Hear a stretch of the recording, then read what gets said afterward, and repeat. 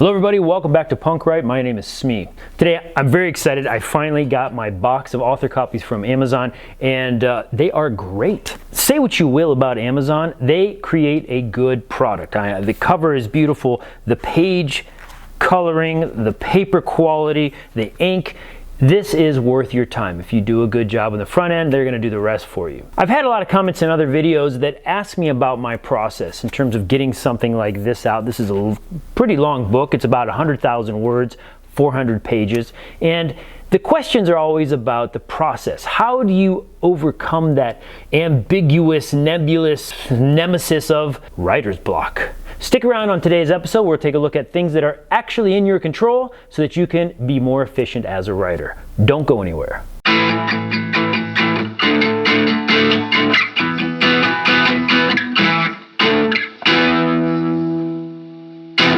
Before we get into the video, I'd like to formally invite you, if you haven't already subscribed to the channel, hit the button below. It'll keep you coming back for writing and things related, storytelling, all kinds of things that other people might be interested. Like the videos that are stimulating for you. And if you haven't picked up your copy of SCARBOYS yet, it's available on Amazon and Barnes & Nobles.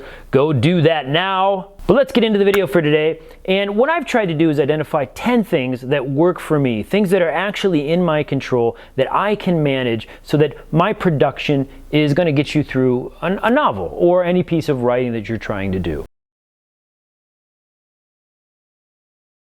I think you'll find it most common, the first thing that you're going to want to do is to identify a certain number of words that you want to get through during the day. This is going to vary, of course, because you have different responsibilities, and unless you're a professional writer, but I think even if you're a professional writer, you'll find they have word goals, but the number of words is going to vary. For me, I sit down and I want to produce 500 words. If I can do that, I'm going to sleep better and I'm pretty good about getting those things off of my head. But I can't do that every day either, so I look at kind of a 5 or 6 day chunk. If I can get 2,000 words out a week, then I know that's going to keep me advancing at some relatively rhythmic advancement that is going to be comfortable. And that's the key. You know, I have a novel that I want to write. I like writing longer pieces of things, but sometimes I do get stuck depending on how I'm writing, whether I'm kind of pantsing or whether I'm planning or plotting. One thing I make sure of is that when I sit down at my desk, I'm going to write something. Sometimes what my novel is demanding doesn't come. It's just not there. So I write something else. Just write. Sometimes I write songs, sometimes I write poetry, sometimes I just have like events that I recall during the day and I just want to practice dialoguing, or I want to practice just writing some descriptive narrative. It doesn't matter. It all counts, it's all good, and it all works towards your overall goal. Again, just write. That's it. The number 3 thing is not mine, but I have stolen this from Ernest Hemingway, and I have to say it works very, very well. One of the hardest obstacles to get over for writing block is simply starting. And I think that you find once you get into the flow of things, you can progress and get into your story and write more efficiently. But it's that first sentence, it's that first couple of words that just kind of block you. Hemingway says, you never stop writing the day before without knowing what you're going to write the following day. I think this is perfect because if you walk in knowing what you're going to write, you can sit down and you don't have to think too much. The fourth aspect is something that's taken me a little bit of time to understand why it works, and I actually didn't know the theory behind it until I started teaching this psychology class to my high school seniors years ago. And I came across this concept called context-dependent memory, and it mostly applies to test taking and familiar situations that help you recall things, recall basic memory, but also deeper parts of your memory. When you sit down to write your story, you're basically tapping into a part of your brain that you've trained to take you to these imaginary worlds. Context-dependent memory means that when you are in a similar place, that similar place is going to stimulate those memories. You should have a defined writing place. It doesn't matter where you are, but you should have one quiet, comfortable place that you're actually going to sit down every time and write. I think you'll find it easier to stimulate your brain. Which brings me to point number 5, and it's kind of along the same lines, that you should have a place that is quiet and out of the way of distractions, particularly the internet. You need to kill the internet because the internet will kill your writing. Even turning it off on your computer is not good enough. I have a room where I go to in my apartment where I simply don't get internet. That makes it a lot easier for me. Writing is about flow. It's about letting your brain have some sustained isolation so that it can, again, find those imaginary worlds so that you can explore them and then transfer them into the written form. It's very difficult to do this if you have too many distractions going on. Number 6, you should set a schedule.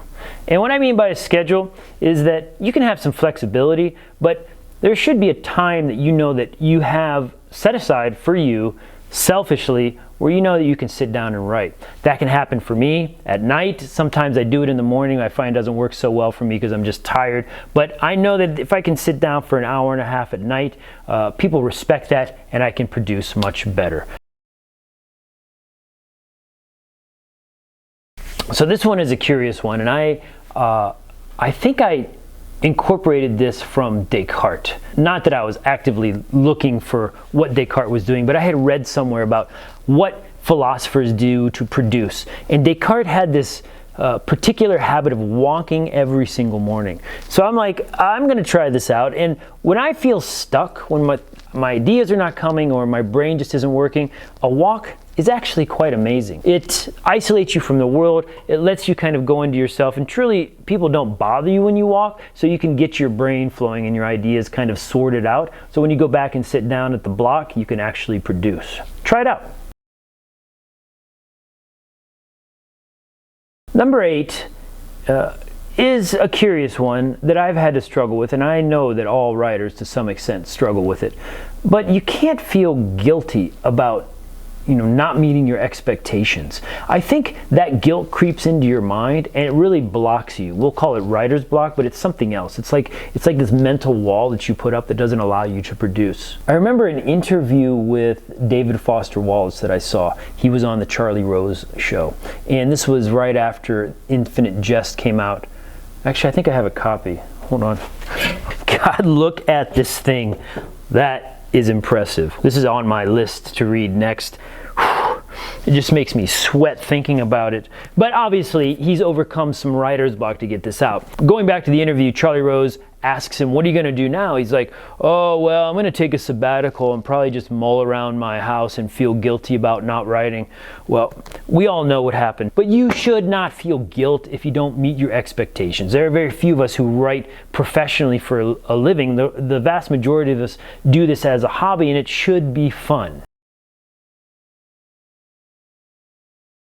Which brings me to point number 9. This is not a job for the vast majority of us.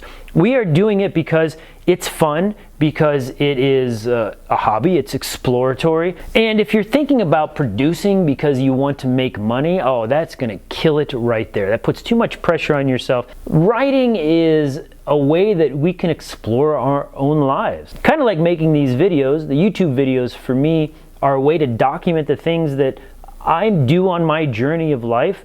Writing and writing stories and books is just another way that I do that. That's the only pressure I have. Living. How cool is that? Finally, we get to number 10. I'm sure you could have 11, 12, 13, 14. There's probably an infinite number of ways that individuals escape this problem of writer's block, which is why I'm throwing it out to you. Number 10 goes in the comment below. If you have some suggestions for other people who need some advice to get over writer's block, please put it in the comments below. That's it for today on Punk Write. I'm so glad you can join us. Remember, get the book, pick up SCARBOYS, Amazon, and Barnes & Nobles. Until then, you know what to do. You just keep on writing, writer's block or not. Punk Write.